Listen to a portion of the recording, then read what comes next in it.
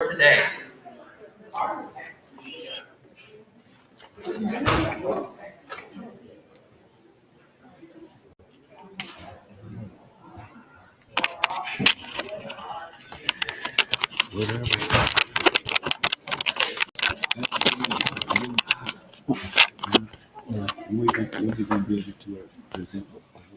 I'll do that at the very end.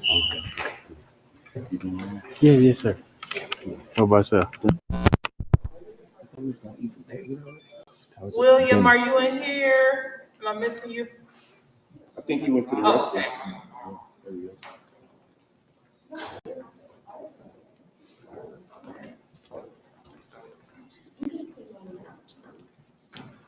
So hopefully you had a moment to just kind of process things. I know that was a very quick break.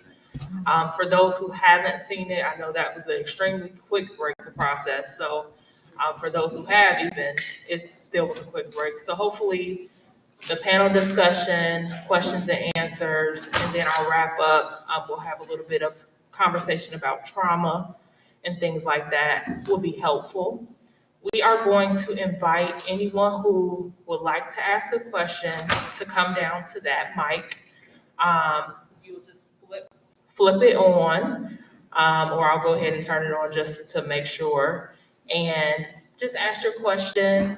One of our housekeeping rules is just, we want this to be question and answer, not an attack on police, not an attack on, the murders that have happened in the past for African American men or African Americans.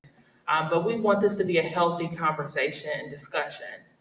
We do want everyone to feel comfortable enough to ask questions.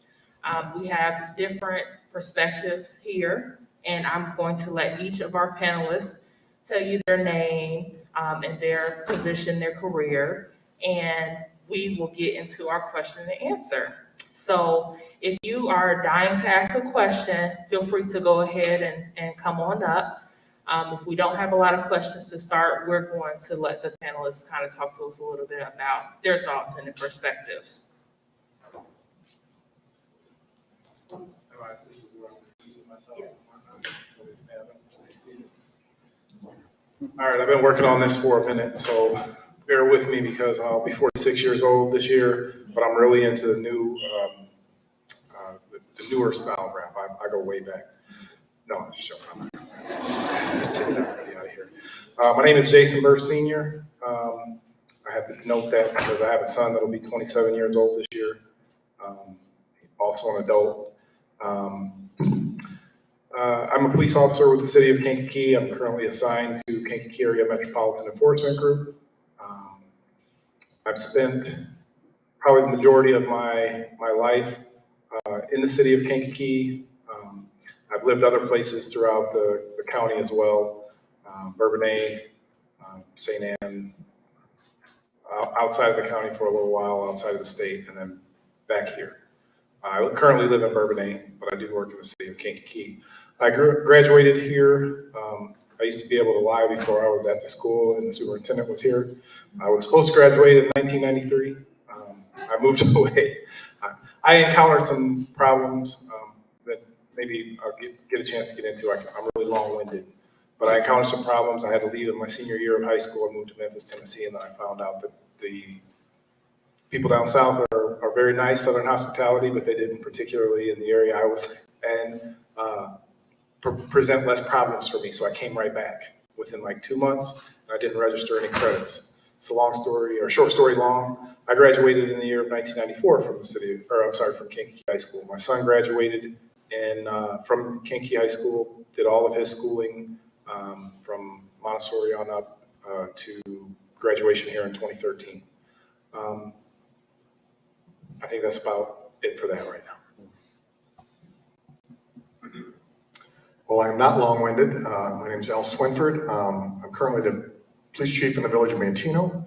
I've got about 33 years in law enforcement between the sheriff's department and the village of Manteno from Kankakee County, and I'm looking forward to hearing your questions.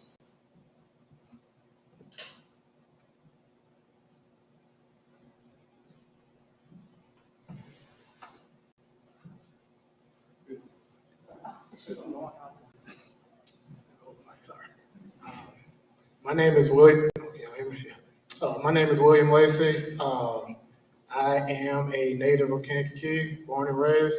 Most of you know who I am because of the amount of siblings that I have. So if you don't know, you know now. I graduated from Kankakee High School with Mr. Jason Burst. We were in the same class of 1993. So this looks very familiar. No, it doesn't. I haven't been here since '93, so it doesn't look familiar.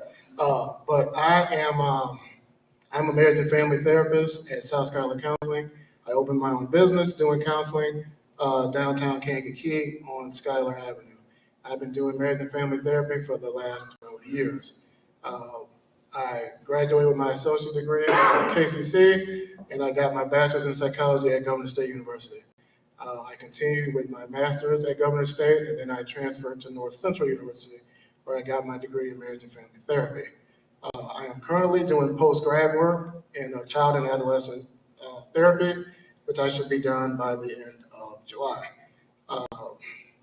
So I believe that's all, and I do look forward to any questions that everybody may have. Thank you. Good evening, everyone. My name is Jim Rowe. I am not born and raised in Kankakee. I actually grew up in the city of Chicago. I was what you'd probably call an opportunity youth, which was a bad kid. I got into a lot of trouble as a child, arrested, kind of in the system, so to say. Eventually, thanks to mentors, I got my act straight, graduate of DePaul University, DePaul College of Law. And out of law school, kind of made my own way. Actually, as some officers might tell you, filing lawsuits against police departments, against police officers, based on some of the activities we saw in tonight's video. And through that experience and trying to fight those cases, it kind of led me to where I'm at today. I live in the city of Kankakee. I've been here for around 10 or 11 years now, and I currently serve as the Kankakee County State's Attorney. Good evening. My name is Janera Walters. I am a native of Kankakee, born and raised. I graduated from Kankakee High School, went 1 year to Westview. Hey, what's in the view? I went on to University of Illinois, Chicago, BSW, a bachelor's in social work, and then a master's in social work. Came back to Kankakee and worked as a school social worker, and then just decided that I really wanted to understand students with disabilities, particularly African-American male students in social emotional disorder classrooms. And so I have a doctorate in special education with an emphasis in teacher education and research. Oh, I think that's it. Oh, I'm the superintendent at Kankakee School District 111. I guess that's a big deal. Hold on to it. Thank you all for your introductions. So I wanted to see if anyone wanted to come down. If you make me walk, I will make you take a picture. So I warn you that. I do have a question, but I think my voice is loud enough so everybody can hear me. I'll say no just because we're live streaming now, questions and answers. So. For the two officers, specifically Jason, I want to know your experience as a biracial, I'm guessing, officer, as it pertains to the movie that we just saw, as well as how you were growing up. Did you experience any of those things being a biracial child? And then for the officer from Mantino, is that correct? How has this movie enlightened you, or how have things that have and recent events occurred, how has that enlightened you and your police district? Have you done anything differently? And if so, what? Okay, I'll start. It was a very, very good several-part question, but I'll start with the fact that yes, I am biracial. My children are all. I don't even know how many times I could even divide it up. But my oldest son his mother is African American, and I think that's the sole race of her, African American, and he is brown skinned. I ain't gonna do what we normally do and be like, he's the same complexion as so and so. He may be close to your complexion. My second oldest son currently serving in the U.S. Army as a military police. His mother is also biracial, so he's really mixed. And his complexion is quite like mine. His hair is a little straighter. My youngest daughter, by my wife is just African American, as far as I know. I mean, we all know that we're all mixed with something, but primarily African American. And that daughter came out just a little bit darker than me, so we've got all shades. For me, as it pertains to race, I guess maybe the easiest way I could put it, we won't go with easy. We'll go with the shortest way that I could put it. Again, I'm very long-winded. But race has always been, even since, I'll say since my conception, it's been a major factor, a moving force in my life. I wasn't accepted by the white side of my family. I mean, we're talking a long time ago, 1975, prior to my birth even. So that side of my family, outside of maybe my grandmother, my maternal grandmother, I was the favorite, I guess. And a couple of my mother's siblings, and they have a very large family still in the area. That was the only people that really dealt with me. And since, I'm pretty old now, but, a lot of them have passed and gone on. But it's always been an issue. It's always the first and last thing talked about. Today I was asked by a police officer, not anybody that works for any of the agencies represented here today, but it was one of those things where they're asking a question, but the question has underlying, like it's an underlying prod. Police officers, we often, morbid sense of humor, we often poke prod at each other about how many times we've been married, about, the new car we're driving, things like that. Today, before I met with this officer from this other agency, I went and got a haircut. And I told him, I'm getting a haircut, I'm on my way, I'll meet you there in a minute. And when I got there, he was with another officer, and the conversation, went quickly to, oh man, your haircut looks nice, blah, blah, blah. Who does your beard? I'm like, what do you mean, who does what to it? I shave it. I didn't have a chance today because I was meeting you guys. Oh, well, how can I get mine like that? Well, I don't know. What do you mean? How can you get it like what? He's got a very, very big beard as well.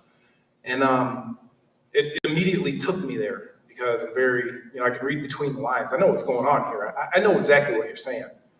Yeah, I just thought maybe you could hook me up and, I can get my hair like that and I can get I'm like, okay. I'm like, I'll tell you what, because he's approximately my age. I was like, you go back 46 years or so, and you got to have that conversation with your mom. Oh, I don't know if I'll do that. I'm like, yeah, I know. But it's always been, I've had instances where people will walk up to me and a lady, I was buying some Mexican corn, I love elotes. Okay, I usually get it in the cup, not on the cop. It's great stuff, but I was purchasing one day and I'm in my full K-Mag. This is my K-Mag uniform, by the way. I wear a pistol that's strapped on my hip here. I've got a black vest cover that goes over a shirt like this. And I'm just standing in there and I'm waiting in line. And as I come up, I asked for elotes. I said it in Spanish. Usually it says, just say Mexican corn. It's elotes. And she started speaking Spanish to me. And I smiled at her and I said, no español. And she said, why? Or she said, ¿qué? And I was like, because I don't speak Spanish. Kind of frowned her face up. So I said all that to say this. She thought that I was Spanish. I've been asked outright deliberately before, like, well, what are you? I'm a man. I'm 6'2", about 220 pounds. Yes, you can make me upset by asking, questions. I know what they're insinuating.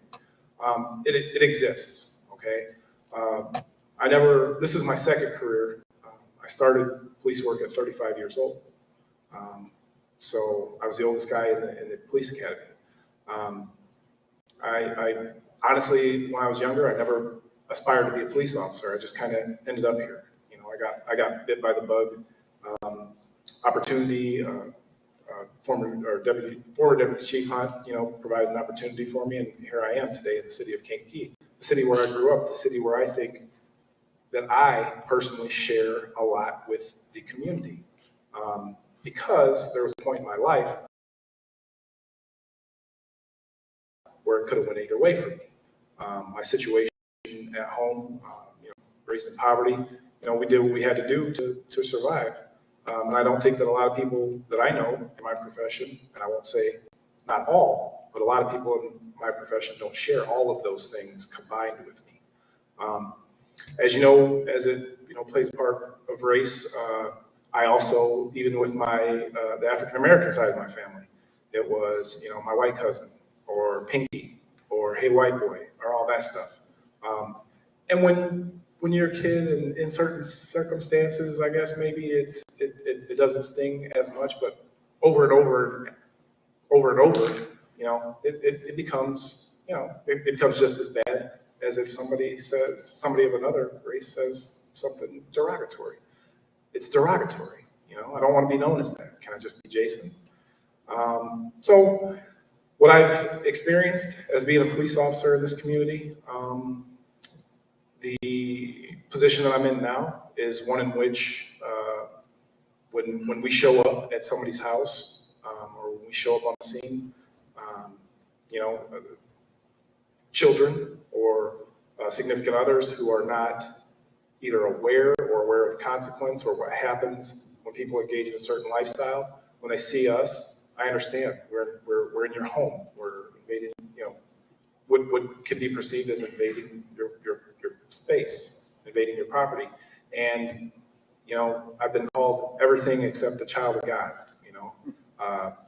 what they were saying of Tom, he's white, I've heard it all. You have to have pretty thick skin and not be emotional about it. But in the all truth and honesty, I'm a human being, What I put on and what I represent, what I do for a living, it represents a part of me, but it doesn't make me who I am. My experience in life has made me who I am, and it's just a job to me. I've had people who I've had to, who I've had physical confrontations with as a police officer. Later on, say to me, approach me and be like, hey, Burst, my bad, man. It was what it was. And I said, that when that situation was done, it was done for me. This is business. It's not personal. That's my little motto, my little saying. It's business. It's not personal. I understand that people go through things in their life. We make decisions. Sometimes it's the wrong decision for the right reasons. Some right decision, wrong reasons. But everything has a consequence. Everything in life. Just like being born, the ultimate consequence at some time, or being conceived, at some point you're going to die. We're human beings. So I was probably like Jim said, probably a bad kid at some point, or perceived so as. I had things going on where I see people that I went to school with when I was elementary, I think second or third grade up till my sophomore year when I came here. Back then, there was only 3 grades at the high school, so I was a freshman at BB, and then I came here as a sophomore, and it was like being a freshman again because we were the youngest ones in the school. So when I encounter people from that long ago that know me that long ago, they're like, "Oh, he's the police." It's because there were things that were being said because of my complexion, because I was accepted. Children tend to forget. And then I was one of the guys, on a football team, basketball team, things like that. And then eventually somebody says, these guys that we're going to play, it's a bunch of these people, say whatever word you want to say. And it made me angry. And I had other things, going on at home. So it was an outlet. And I became known as sort of a bully, but I'm not that. Just a person, more of a lover than a fighter. But I had that reputation until I came here. It's a pretty violent time in the city of Kankakee. From 1993 to 1994, I think that was the time when Kankakee had the highest murder rate per capita in the United States. And it was a pretty violent time. I knew people on both sides. I knew people who were murdered, who passed away. I knew people who were committing those murders. And it was a confusing time for me, but it was a whole different person when I got here. I didn't have that to contend with. And if I was put in a situation, you know, it just wasn't the place to act out in the way that I had previously. So, yeah, I mean, race on both sides for me, or I guess at times you can put in the Hispanic thing too, because people get upset about that, or say things about that as well. But it's just kind of been all over for me, you know, either side. I felt it from both sides and many, many times over and over. So now I'm going to pass this back to him so he can answer. Let me know if I don't recall your question exactly, but I can talk. Sorry. that's all right. That's all right. Give me plenty of time to think about it. I think what the film did for me is confirm a couple of things I really already knew. Some of the major problems we're having in law enforcement are diversity and communication. Diversity is a big problem. It has been in the history of law enforcement, actually. I'm a firm believer that our police department should reflect our community. We are not a community of male whites, and most of our police departments are male white. That is a big problem. And it's not just race, it's sex. You know, there's not enough African Americans, there's not enough women, there's not enough Hispanics, and that's a problem. I don't care how much diversity training you give me, I'm not going to see things from your perspective. It helps, don't get me wrong. I'm all for diversity training, but I would never see things from your perspective. Until our police departments reflect those in our community, we're always going to have this disconnect of perception, and it leads to some of the problems we see in this movie. The other one is communication, and we talked about a little bit about this before the film. The police have been notoriously bad about protecting our tactics, our policies, what we do. We always felt like, well, if you knew how we operate, you're going to use that against us somehow and get away with something. That has obviously, we've seen over the last few years, blown up in our face. Because you don't understand what we do and how we do it, you don't act like we think you should act. And I think what we're doing now, and we've done it recently with a team from the NAACP, is talk openly about here's why the police do what we do. Here's how our use of force works. Here's when we can use force. Here's how we use it. Here's what we do. Here's how to avoid it. We talked recently about having a class in traffic stops and educating young people on, you know, what's your rights and what's your responsibilities during a traffic stop. That is just scratching the surface. We need to be much more open so people have a better understanding or a complete understanding of what we're doing. We're servants of you. We're there to protect you. But if you don't understand what we're doing and we don't understand how you're reacting, you run into bad situations that end up tragically. So I think those are two big takeaways I take from it. We got a long way to go in those areas. So, did I kind of cover? Yeah.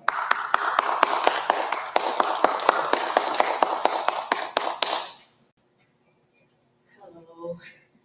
My question is, as a female, I think society don't realize that a lot of times we feel the same way as our males, just because of the color of our skin. So as a mother, you know, I'm always talking to my son. So how do you still make me feel secure as a mother and as a female, like two different, you know what I'm saying, situations? I could be treated like a Sandra Bland, you know, so, and then I have to look at my son, and then I'm looking at my husband. So what would you say to the women? Well, we go back a little bit to the diversity. Obviously, if you're stopped or spoken to from a female police officer, you might get a little more empathy from that. We're doing a lot of work in trauma-informed, as most agencies are trying to become trauma-informed, and victim-sensitive. We need to look at who we're dealing with from their point of view. The police have not traditionally been good at that. We're looking at making a criminal case, you know, what kind of evidence do I need to gather? And we never really take into concern what your feelings or opinions are. And that has not been effective to us. It's separating us. So I think the more we can understand things from your perspective, hopefully will make you feel better. But again, I'm never going to understand things from a woman's perspective. We need more women police officers, not only to interact with other women, but to educate the males that they work with. I don't know if anybody else wants to.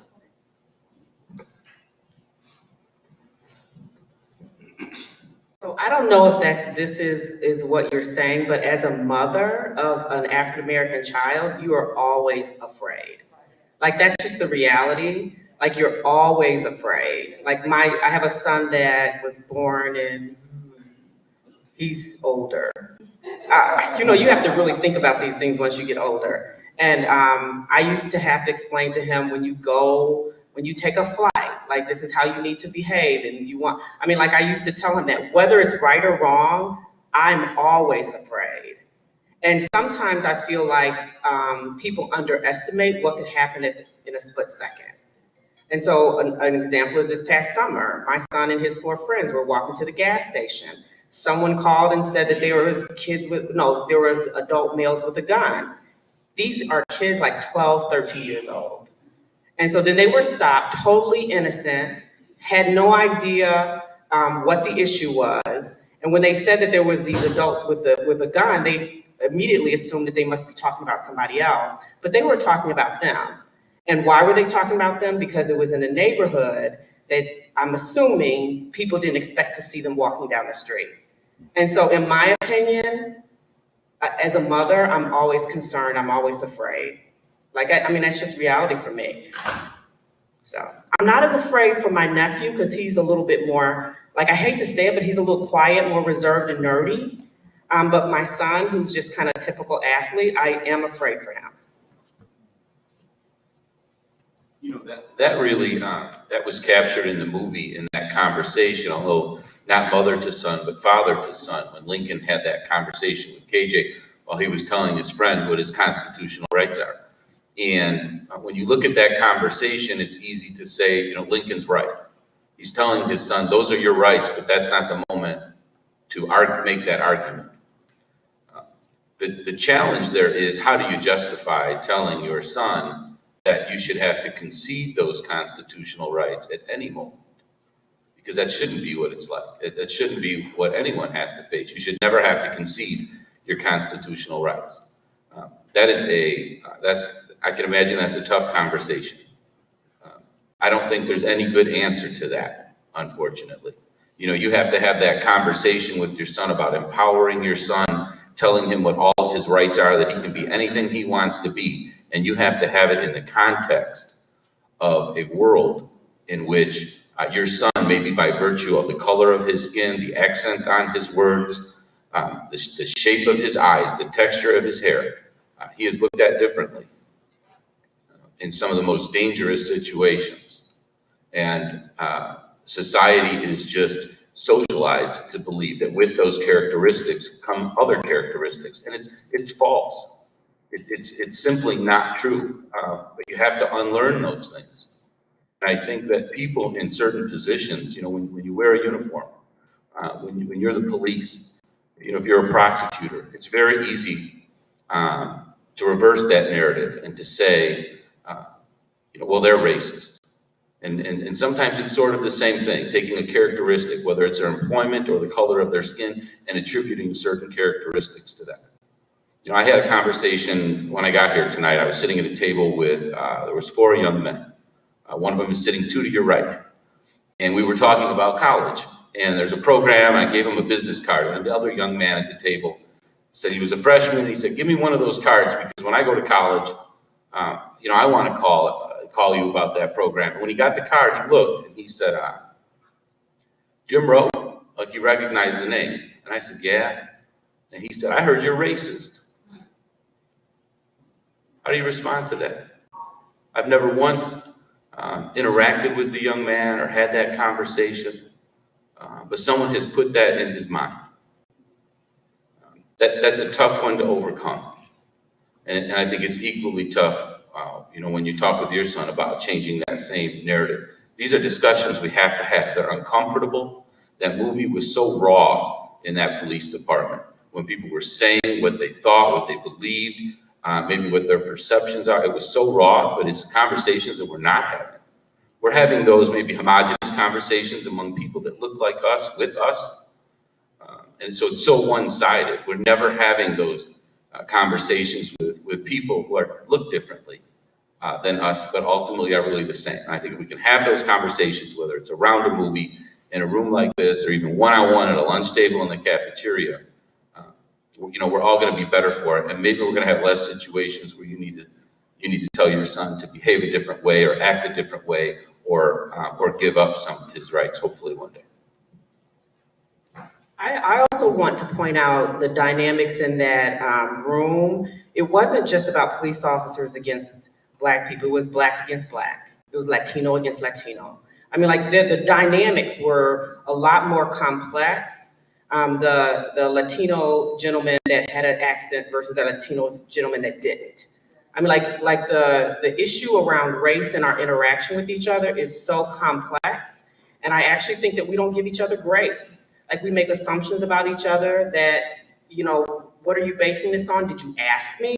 Like those kinds of conversations don't necessarily happen in our community. But there's all kinds of negative dynamics between people, among people, within a group of people.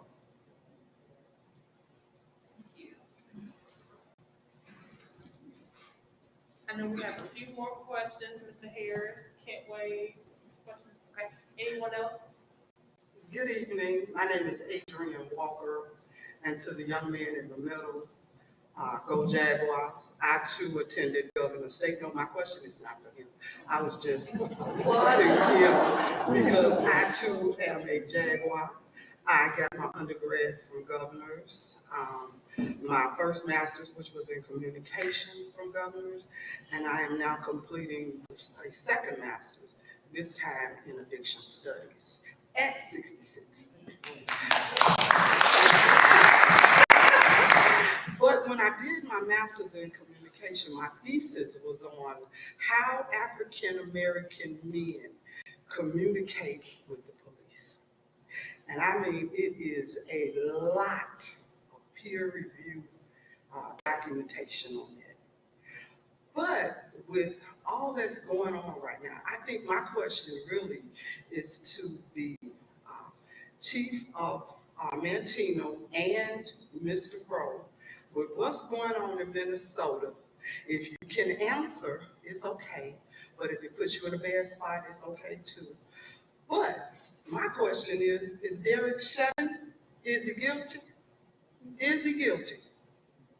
Because I have been having several conversations with my friends, and they have all decided he's a white policeman and he is not guilty. I don't care that he had his knee in his neck for 9 minutes and 47 seconds, he still is not guilty. So the criminal side, they threw him some, little change. Well, 47 million ain't change, 27 million, whatever it was. It's not change, but now we're on what side is that, Mr. Rowe? Civil? No, they're on the civil side now. The criminal side was the paying of the money, right? Okay, I got it confused. So you guys know which one I mean. But in your opinion, if you can answer, is Derek Shatner guilty? First, I would like to say I also graduated from Governor State, the Harvard of the Midwest. Congratulations. I think this is a pretty easy question. He's obviously guilty of something. Now, I don't want to get in, Mr. Rowe can talk about the legalities. I don't know what they're charging him with. There's no question he did not follow department policy, department procedure, any kind of police training anywhere in the country that I've ever heard of. No cop anywhere has ever been trained to do what he did. It resulted in that man's death, and he is guilty of that. I don't know what the actual end result will be. I'll leave that up to Mr. Rowe, but I don't think there's any question he's going to be found guilty of something. So, I was actually, so I haven't been able to watch, obviously, every minute of the trial. You catch what you can during the day and the recaps at night. But I've seen most likely most of the same videos you've seen. And I've heard a lot of the testimony. I heard a 911 dispatcher who was off duty say that he actually called 911 to report what was happening. I heard I think it was a responding paramedic said that she was told to stop rendering aid. And all those things really can cloud the issue, and the issue comes down to intent. If that officer, so in Illinois, I'm not sure about the intricacies of Minnesota law. Criminal laws are different state by state. In Illinois, if that officer intended to kill the victim, then that's first-degree murder. And if he had a mistaken belief of self-defense. It's second-degree murder. Now, I recently heard that Chauvin was charged with second-degree murder. I don't believe he was even charged with something in which intent was an element. And when I look at that, I was surprised by that, because from a prosecutor's lens, when you review a case like that, there's nothing, no special privileges under the law afforded to a law enforcement officer as opposed to anyone else in that situation who has committed a crime. Those cases are reviewed under the same standards of review by the same eyes. And when you look at the first video, there's one video from the perspective of where you're kind of looking at the car and you see the front of the vehicle, and you see Mr. Floyd on the ground, and you see the officer with his knee on Mr. Floyd's neck, but you don't see anything else that's going on with Mr. Floyd's body. So it might be easy to take a narrative there and say, well, maybe he was resisting, who knows what was going on. But there's another view that you can see from the street where someone was filming, and you could see not only the officer with his knee on Mr. Floyd's neck, but you saw two other officers, I believe, holding his body down. And at one point, I think if you watch closely, I have, you can actually see the officer sort of grind that knee, turn it, looks like a little bit harder, kind of with a little bit more force.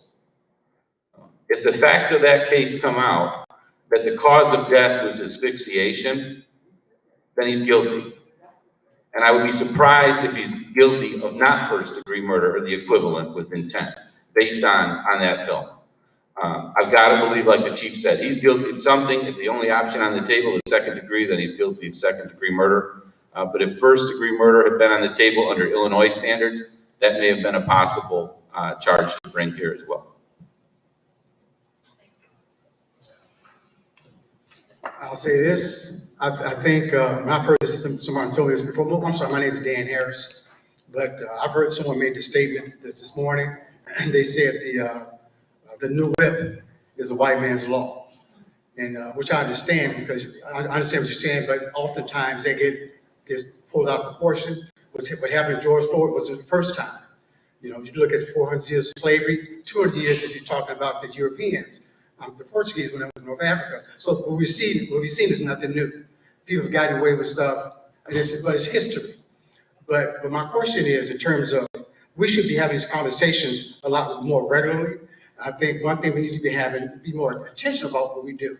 We should be having a conversation in school settings because of the diverse population there. Because oftentimes they get translated back into the street, into the community. So there needs to be something that needs to happen where we can have these conversations, even in church, because there's such a great divide along the racial line between church. But I think the conversation about education and the media, I think the media is the number one problem we have, because after the media put a different spin on it in terms of how they saw. I forgot Parker Parker, but how they say he had mental illness, and then they went on to the next issue. But I think we need to educate our children about what's going on in the streets, for one, in terms of having conversations about racism, because it's true. It's happening in our community. So Dr. Walters, what can happen on this level where we start having those conversations and hopefully move it down to like at some of the middle grade schools or even some of the younger children? So we have equity training that's at this point, it's at the cabinet, the leadership and an equity team level. The equity team went to Harvard in 2017, and they brought some things back that like the academic parent-teacher conferences, but look how long it took us to implement. Like we had that was presented to us in 2017, and it was just implemented a year ago. So resistance to change is a major issue in education period across the nation. Like there's just this intense resistance to changing the system. We also are in the process of talking with an equity trainer that is doing the current training. She just gave me a proposal today. The equity training would be with all of our staff. Also, there's 2 pieces for the community if the community would agree to do the training, but it's a year-long training. I understand the process that you have to go through, but just having a conversation like this in the cafeteria. Oh, in the cafeteria, that's it. I mean, somewhere where See, what we're talking about is nothing new. There's a lot of red tape of getting into something. No, there's actually in the cafe, there's 10 schools and the buildings at any point can have these conversations. At the district level, we're trying to facilitate those conversations. Now, when I say training, I'm not meaning I'm telling you what equity is. What it means is that you're going to discuss to me, what is your barrier to equity? Like literally, they're saying, why aren't you advocating for equity and what are you doing to be a barrier to equity? That's the training. It's not training to tell you what it is. It's training to figure out why you are a barrier to the equity. Okay. And so that's going to happen district-wide because there's multiple barriers to equity. And a lot of it is just wanting to maintain the system. Wanting to maintain a system that is not equitable, regardless of who's in charge of the system. If the system is not equitable, it's not equitable. Okay. I'm gonna ask the officer here, of course, real quick. You mentioned like in 94, 95 was the crime rate was the highest in the, you mentioned about the crime rate in Kankakee? I believe it wasn't a calendar year, but I believe if I remember correctly, it was just a year span between like the summer of 93 to 94. You could actually Google it. I believe it still exists. Who was the mayor then? I couldn't tell you. Was it a Green? I'm sorry. Was it a Mayor Green? Yeah, it would have been. Was there a problem with that then? Yes. Very Well, I'm just trying to make a point because they're trying to use Chastity. The same things happen in the community. Blame it on her, what's happening in the community. But there's always been a problem in the community. But it's not a problem since she's become going for mayor. So I tend to agree with that. It doesn't matter who the mayor is. Right. It doesn't matter who, no offense. Well, I'm saying it wasn't an issue until she became mayor. But the problem in the community, as I've seen it, has always been there, even when Green or Epstein were mayors. So, yeah. I would say that my experience growing up here is, to be honest, the people that are perpetuating the violence don't care who the mayor is. They're not going to do more or less. Nobody's Yes, but it's the gangs. I mean, I think, in my opinion, that's the issue with the gangs, the community, a lot of violence, and nobody's really kind of touching that. It's a societal issue. The society, as we know it in the current. Okay, sorry to cut you off. We have a few more and then because we're going to run short on time. So.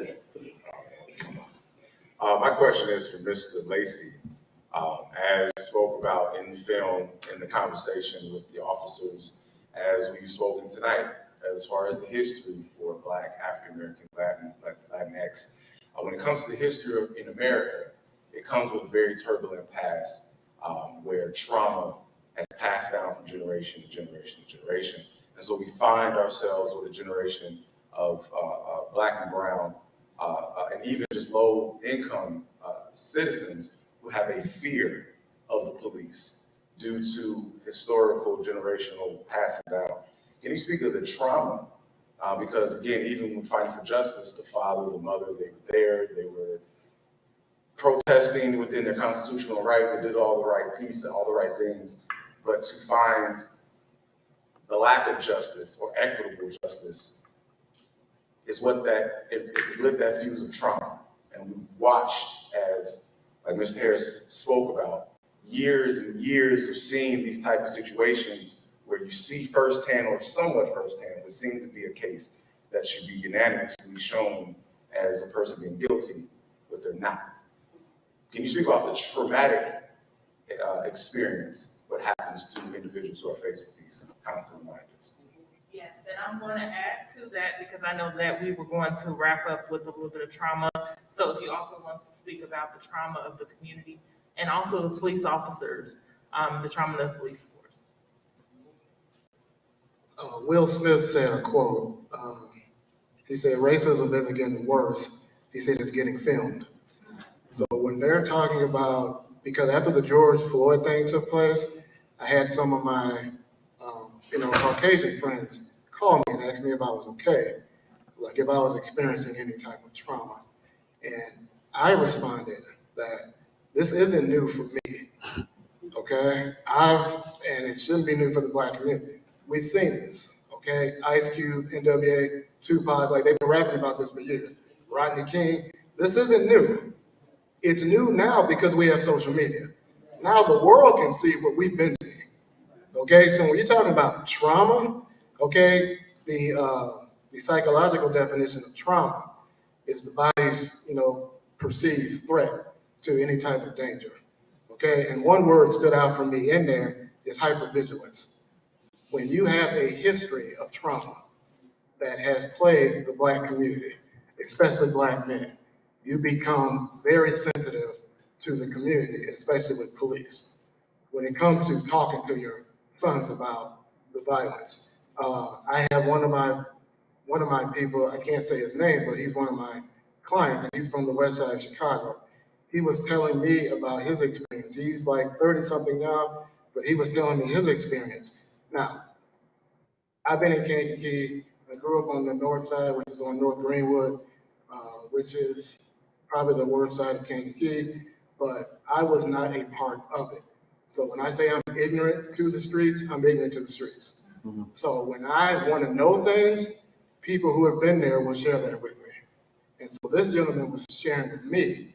He said, just leaving home and getting to the CTA bus just to go to school. He said, being intimidated by not just the gangs on the street, but the police officers. He said, if you're between the ages of 13 and 21, and you're walking in a group of 2 or more, you're getting harassed by the police. So that stuck with me because I'm thinking about hypervigilance.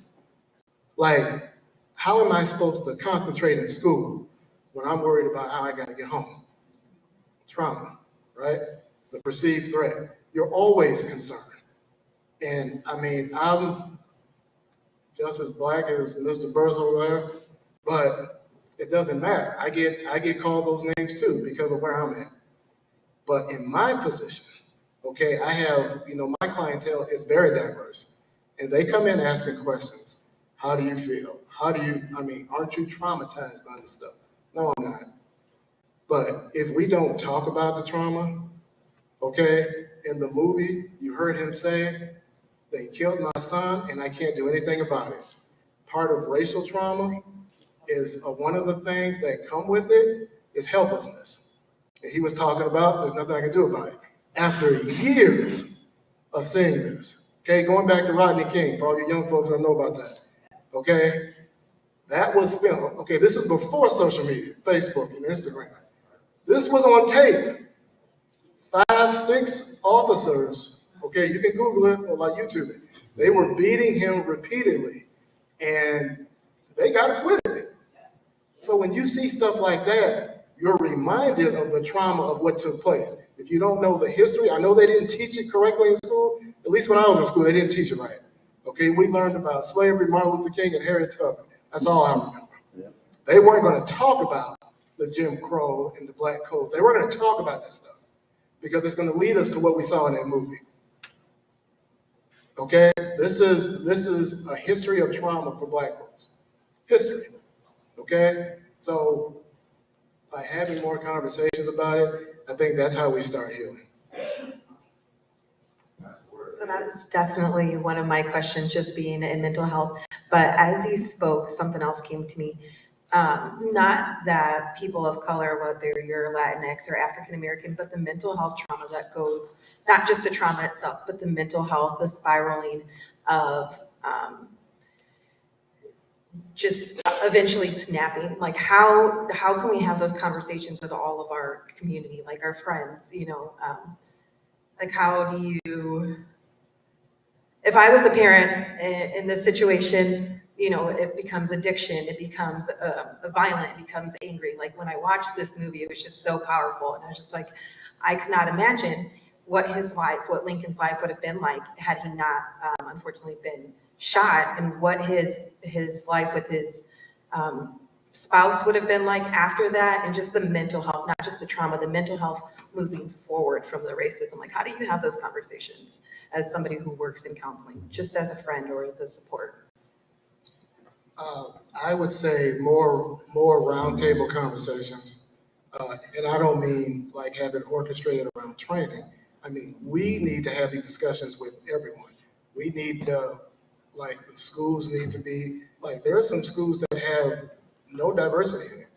Okay, like some of my clients that come from schools like Herschel and Coal City.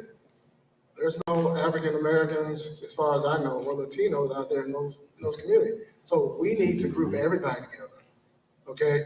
We need to have more talks like this, okay? And we just don't need to wait for it to happen, okay? We need to have it even before it happens.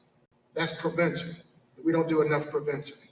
Everything comes after the fact, right? So we need to start being more proactive and start doing things now before it gets there, because that's how we can stop it from bleeding out.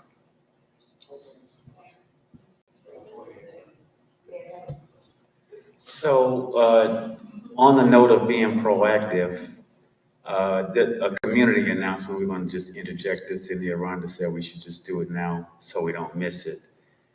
On April the 22nd at the LeSue Pastoral Center in Marycrest, we will begin hosting meetings.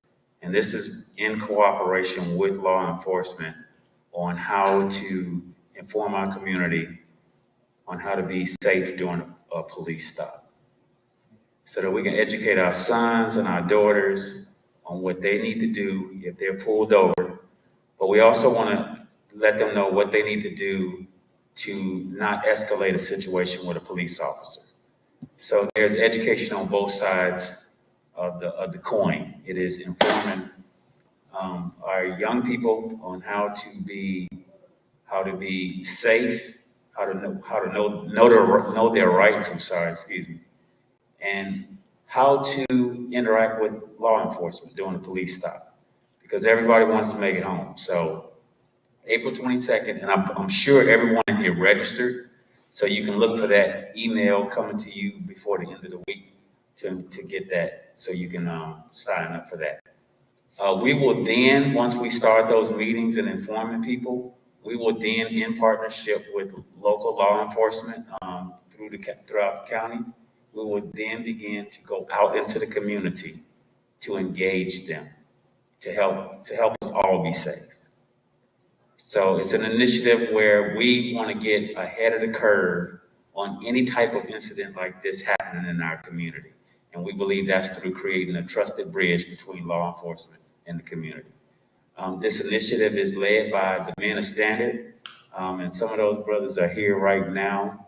It would be Nick and Pastor James Carr and Dan Harris, and Mark Jones couldn't make it, but these brothers are passionate about making sure that our young people stay safe, and as well as our law enforcement personnel stay safe too. So just look for that in your email, and that is it. We're going to the next question, Ron? Yep. Okay.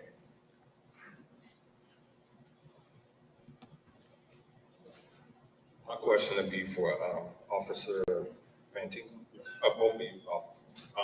In the movie, he had said that once the gun is pulled, you don't de-escalate. So I want to know, is that true?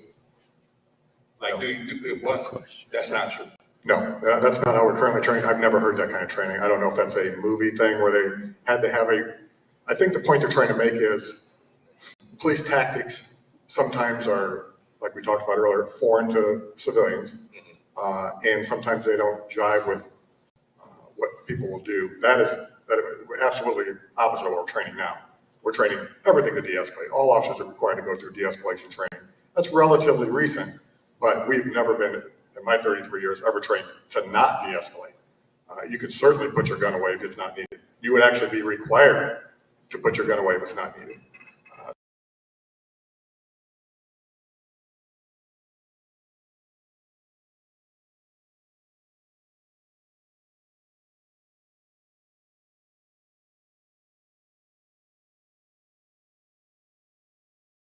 That's out there in the community that when officers shoot, they shoot to kill, and that's not part of the training. I also have one more question. Oh, go ahead. And also you said there's a disconnect with the community because the officers don't reflect the community that they're protecting. So how can you get out into the community to maybe encourage more maybe African-American males to be a police officer, to break that stigma of like, oh, I don't want to be a cop, a cop is you're the worst scum of the hood to be a cop. You know what I mean? How can we get out and pretty sure as Mr. Clark was saying about the initiative that the Men's of Standard are doing too as well. But how could you guys as officers get out and promote that? Man, that is a question we are asking every time we have a hiring process. For one thing, stop having incidents like that, and to improve the perception of the police would be a huge step in the right direction. Hopefully we're headed that way, but it's going to take years, generations maybe, for these things to change, but we have to start now. Yes, every police department in this area that is hiring, we're sitting down with churches, organizations, NAACP, what can we do to get more people to apply? And we're still struggling with that. We're still not getting a lot of people to apply for all the reasons you just mentioned. The perception, it's the same reason we don't get more women to apply. It's a boys' club. Well, it's a white boys' club. So I get why more minorities and females don't apply. We have to whittle away at that. Every time we hire one, more likely another one might apply. So we have to reach out in the community. These conversations we constantly talk about. You know, if I sit down with you for hours and talk about police work, you might start to get interested. Your son might start to get interested. Somebody you know might start to get interested and apply. They get on, they get hired, they tell people about it. It can build, just like it's gone the wrong way, it can build the right way. So it's going to take tons of community involvement, being more open about what we do, educating the public, before I think we'll start to see that trend. But I can tell you all the police departments there are working very hard to try to recruit minorities. I think we're, again, making a dent, but we got a long way to go with that. Great question and open for suggestions, that's definitely. Before you move on, can I, is your name Derek? Yes. Okay. Yeah, I've seen, you were out there when we were having pizza and everything, but now that I'm looking at your face, I know exactly who you are because you grew up right down the street from me, on Eagle Street. Derek, right? Okay. So, I used to hate when my parents knew everybody. Oh, that's so-and-so kid, looks like one of the Masons. No, you don't know everybody. Just to piggyback off what you said, yeah, there's a huge stigma. I've had to arrest people that I grew up with, that knew me before I was mature, adult, father, responsible person, Jason. I've had to arrest their children. There are people that I guess you would say I come out the mud with who hate my guts right now. That's because, they say you changed. Well, we have to. You have to change. I can't be who I was when I was 15, 19, 23, 39. I can't be that person anymore. I'm a different person right here, right now, today. And I worked in both schools for the past 8 years or so, minus the second half of 2020. I lost a whole year and this year. So I missed a year in between there, but this conversation, I have those conversations, those hard conversations all the time. I don't push the influence. Not everybody is cut out to be the police. Not everybody who is a police officer should be one. I'll say the hard things, the things that are hard to say. The truth of the matter is that I talk about my experience, what I've been through, what I know. It's not easy. It's not easy to be in this position. It's not easy to be from this community and to know some of everybody, okay? I'm talking about from homeless people or all the way up to the most, I don't know, educated, the most valued people in the community. I know everybody in between, of all races, because I don't side with race. I don't side with the fact that I'm wearing, that I'm a police and I'm gonna stand behind what another police officer has done just because he's a police officer. And you know where I learned that? Because I don't have an education. I won't say I'm educated, but I don't have associates even, much less. My education came right here in these halls, in these walls, in the streets of Kankakee. People often ask me where I live now, like, how did you survive it? Well, I used common sense. I never joined a gang. You know why? Because I'm not going to side with the side over here against people who I know, who I grew up with, who are going through the exact, even if I don't know them, they're going through the exact same thing that I am. And that's hard sometimes for people to do. People like to push influence. And the hard thing is that for people to be mature enough, and I think I'm at a point in manhood right now, in my journey, that if someone doesn't look like me, or they have different opinions or different experiences about me, they're not my enemy because of that. I encourage that. Or two people who are alike, who share some certain values or certain ideas.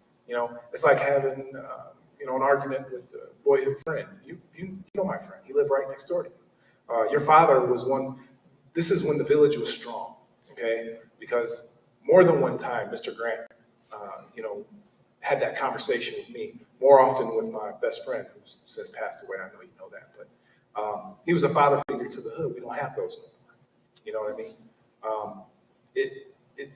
It's not about pushing your influence. People with agendas like to push their influence. I like to challenge myself to learn more about you. I tell my adult sons that all the time. Think about it from somebody else's perspective. I have Arabian friends. I have, I'll say Hispanic, but that covers a lot of things, or Latinx, if you will, Mexican, people from El Salvador. I mean, one of my closest friends. And it's not because we share a lot of things in common. It's because I want to know, And they look at me, and I may look just like the people who they've had a bad experience with. But I can't. I tell people all the time, right here in the city of Kankakee, I might have somebody on a traffic stop. When I get to the car, they got their hands in the air.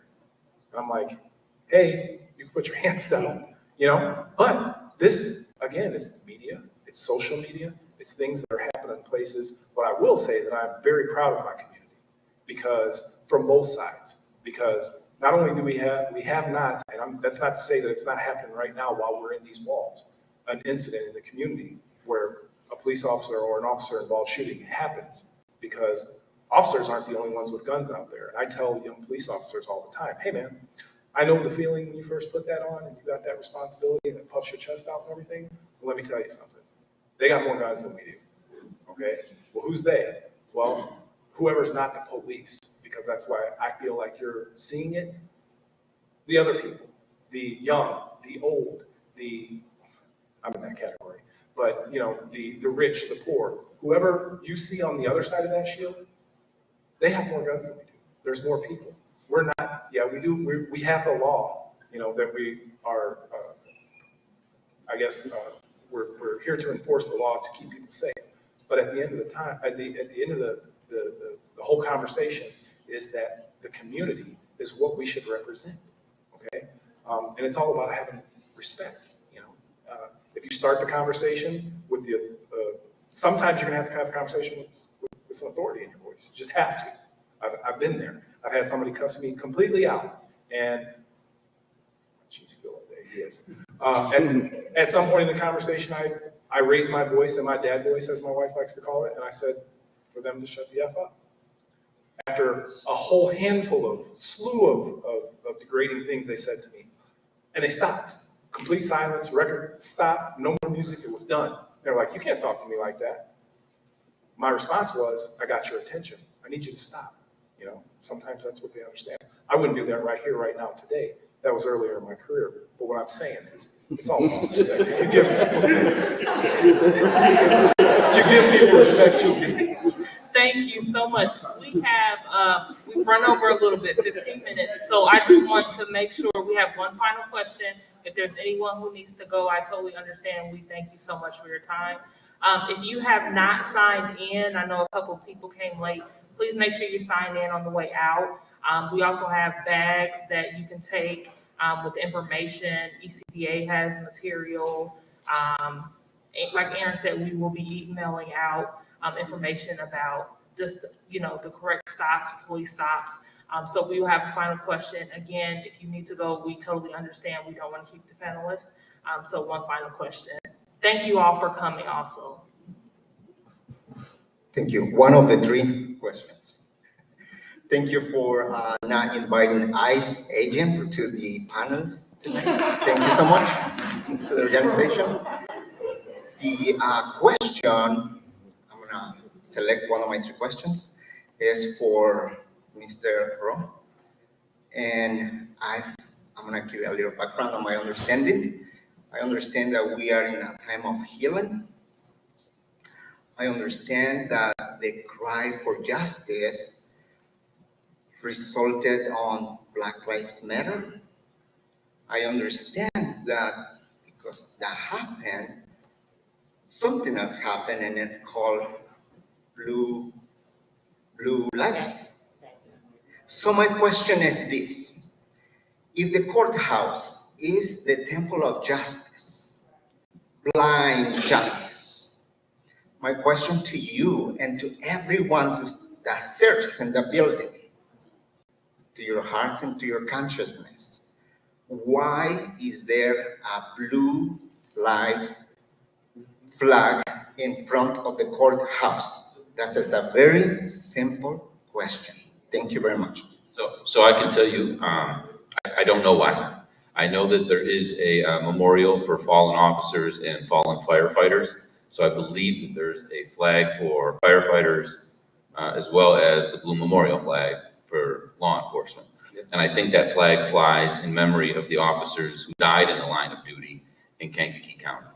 I don't know how long, to be honest with you, that memorial has been there, but I imagine that the flag has probably been there just as long. So my husband is represented there because I don't know that they consider him dying in the line of duty. I'm not sure, like that's complicated. But he is there because he did die right after work. And so I think it's more about the fallen officers than it is about back to blue or whatever you want to say about that. I do want to point something out. My son, who is the son of a officer, the problem that he has with All Lives Matter and Back to Blue is that he feels like the message is that Black lives don't matter. And so he said, I don't have a problem with Back to Blue because his father was an officer. I don't have a problem with All Lives Matter because I do believe all lives matter. What I do have a problem with is what is your intent of saying that? Does that mean that my life doesn't matter? And so that's like when he articulated that at 13 years old, I thought that was really powerful. Like, what is your intent for saying that? Is your intent to say that Black lives doesn't matter, or is your intent to say that you really believe all lives matter? Thank you. I'm a firm believer that every life matters. And then my perception might be as many, and I respect your explanation. The perception to the people that do not know what you just explained is that there is a... It's dichotomous, like it's a yeah, either or. Correct. And then if the president is calling us to unite, to heal, and then boom, you put the flag. What's the perception? Not knowing what you just told me. My respects. And you know, those facts are so important, right? That information. I think Dr. Harris, are you still there? I think I see you. You talked earlier about the media. I'm going to call you doctor. You talked earlier about the media and how they, at the end, they portrayed Lincoln as someone that he wasn't. But actually, during the middle of the movie, when they first went to hear the grand jury decision, you remember when they had the protesters on the steps and then they had people with the Back to Blue signs. And the reporter said, we have both sides here today, the protesters and those who support the police, as if they could never be the same, as if you couldn't protest bad policing and still support good policing. So I think that the narrative that the media spins, as well as just sometimes a lack of information, and like Dr. Walter said earlier, affording a little bit of grace sometimes to people until you get that explanation or information. It just would go a long way. I also think that, I know there's a question from Dr. Harris was, why can't we have those, yes, Superintendent Harris. I think that's actually a good thing right there. So the conversations that should happen in the buildings, like I'm not sure why they don't happen. So during one of our trainings, a Latino, and I say Latino because the Latino participants don't necessarily buy into Latinx. And so what I asked that group to do is decide among this community, do they want us to call them Latinx or do they want us to call them Latino? So why do we just jump on calling someone Latinx if the people in the community don't want to be called Latinx?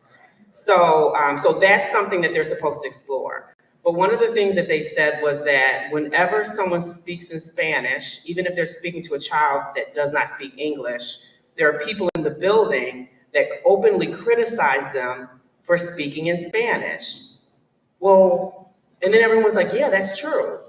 Well, then why would you be there and let that happen? Like, why would you be in the room where someone is criticizing someone for speaking to a child in a different language and you don't say something about it.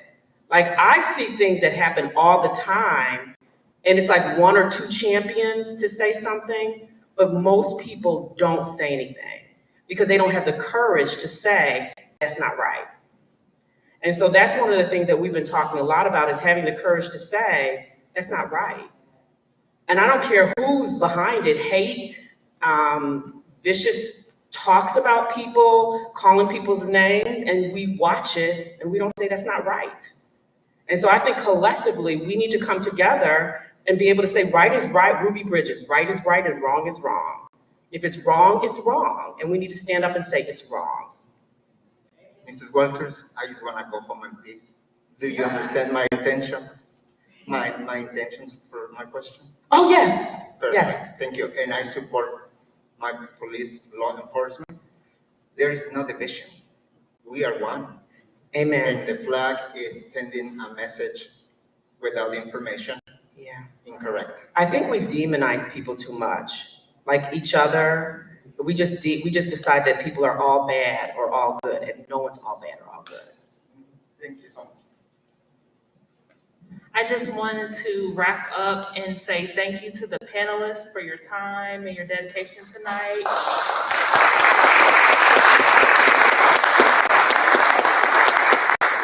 I also want to thank the STOP team for this opportunity. I'm so glad to be a part of it. Of course, ICCS, ECDA, the City of Kankakee, Kankakee United, and so many others who are helping support Project Sun. Thank you. Let's give a round of applause for Project Sun and the pizza and water, and just all of you for coming out and supporting us. I'm sorry we're behind on schedule, but please, like I said, please take any materials off the table. Make sure that you sign in. And I'm the person who emailed you, so if you have any further questions about anything, please feel free to email me. Thank you so much. Have a good night.